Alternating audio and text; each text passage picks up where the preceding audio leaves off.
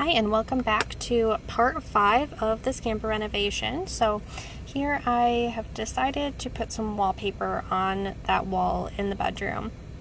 I chose like a blue marble pattern. I found this just at Walmart, but I have never put up wallpaper before, and this truly was a struggle. I kept running into so many problems. It was so heavy, and I would cut it, I would cut it just shy, like about an inch, and it was a very frustrating experience, but I learned a lot about this peel and stick wallpaper, and here I'm not even to the point of getting it, that first little roll on there. We are still struggling, but finally here I am going to start getting it, but this took me about 30 minutes, and I have this sped up to about 10 times speed so that we don't have to watch 30 minutes of this. It's down to 3.5 minutes, but this was very challenging, and especially doing it by myself.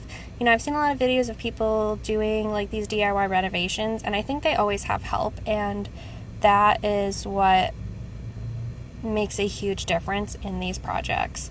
And I unfortunately was doing this completely alone at this point. No outside help. So far we've gotten some stickers off the wall, not all of them. We've sanded down the wall, and we are now putting some wallpaper up. And so I'll tell you a little bit about why I have a camper and why we're renovating it. So I was never a camper person. We would always go camping and tent camp.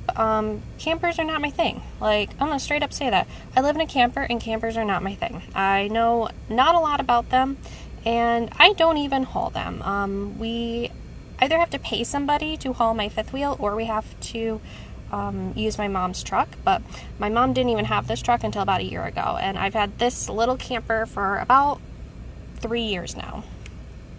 I first bought this camper back in the end of June of 2022.